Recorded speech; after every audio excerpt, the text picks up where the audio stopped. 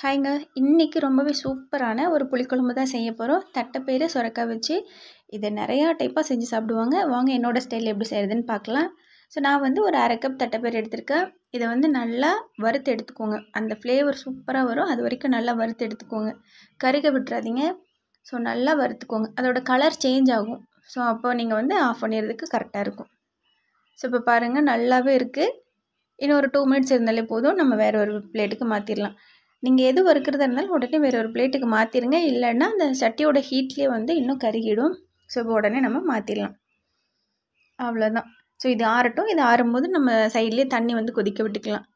தண்ணி கொதிச்சதுக்கப்புறமா நம்ம எடுத்து வச்சுருக்க இந்த தட்டைப்பயிரை வந்து உள்ளே சேர்த்திடலாம். ஸோ அது நல்லா வேகட்டும்.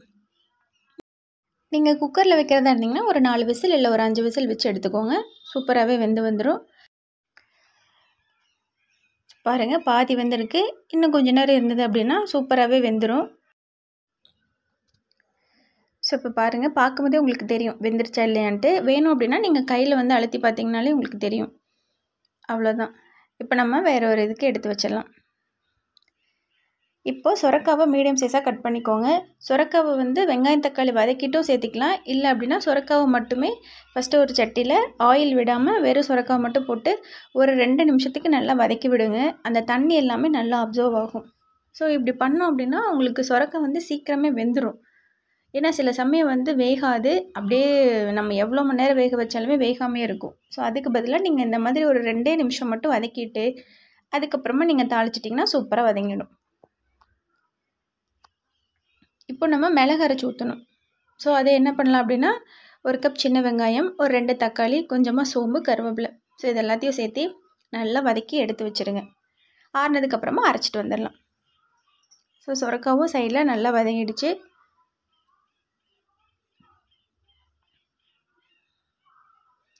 நீங்கள் இந்த வெங்காயம் தக்காளி அரைச்சி ஊற்றுறதுக்கு பதிலாக இன்னும் கொஞ்சம் சேர்த்து வெங்காயம் சேர்த்து அப்படியே கூட தாளித்து விடலாம். பட் மிளகு அரைச்சி ஊற்றுனீங்க அப்படின்னா தான் அது வந்து அந்த குழம்பு நல்லா திக்னஸ் கிடைக்கும். டேஸ்ட்டும் சூப்பராக இருக்கும்.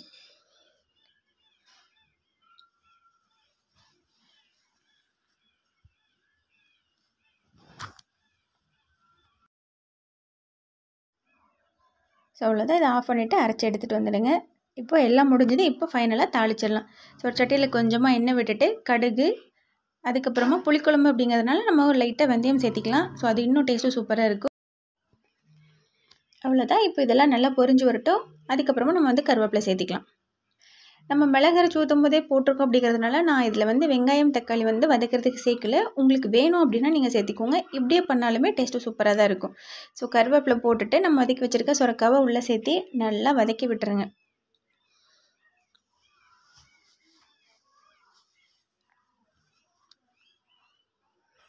இப்போ இந்த சுரக்காய்க்கு தேவையான அளவு உப்பு சேர்த்திக்கோங்க.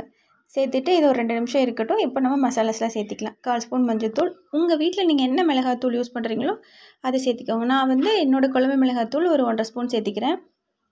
சேர்த்துட்டு இந்த மசாலாவோட பச்சை வாசனை போகிற வரைக்கும் நல்லா மிக்ஸ் பண்ணிக்கோங்க.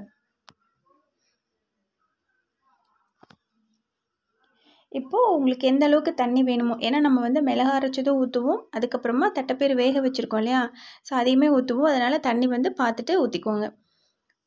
ஊற்றிட்டு நல்லா கலந்து விட்டு மூடி வச்சுருங்க. ஸோ சுரக்காய் நல்லா வெந்து வரட்டும். ஸோ இப்போ அப்படியே ஒரு மூடி போட்டு வச்சிடலாம்.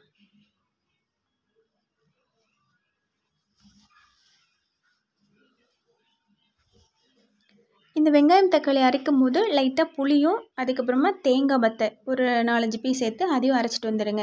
இல்லை அப்படின்னா நீங்கள் ஃபைனலாக தேங்காய் பால் கூட கொஞ்சமாக ஊற்றிக்கலாம். அதுவுமே டேஸ்ட்டு சூப்பராக தான் இருக்கும். பாருங்கள் குழம்பு நல்லா கொதிச்சிட்ருக்கு. இந்த ஸ்டேஜில் நம்ம அரைச்சி வச்சுருக்கோம் இல்லையா மிளகு, அதை வந்து உள்ளே சேர்த்திடலாம்.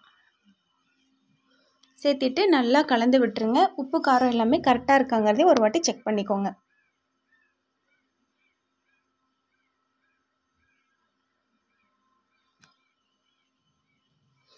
அவ்வளோதான். இப்போவே ஓரளவுக்கு திக்னஸ் இருக்குது பார்த்தீங்களா? இன்னும் இது நல்லா சுண்டி வரணும். ஸோ இருக்கட்டும். இப்போ பாருங்கள் நம்ம ஊற்றின தண்ணியிலேருந்து ஒரு 1/4 நல்லா குறைஞ்சிருக்கு. இப்போ தான் நம்ம வேக வச்சுருக்கோம் இல்லையா தட்டைப்பயிறு, அதை வந்து உள்ளே சேர்த்த போகிறோம்.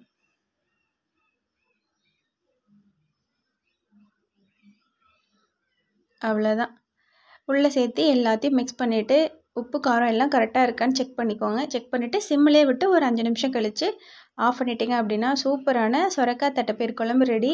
இது சூடான சாதத்துலேயும் சாப்பிட்லாம், இல்லையா பழைய சாதத்துக்கு சைடிஷாக கூட சாப்பிட்லாம். அவ்வளோ சூப்பராக இருக்கும். கண்டிப்பாக ட்ரை பண்ணி பாருங்கள். தேங்க்யூ.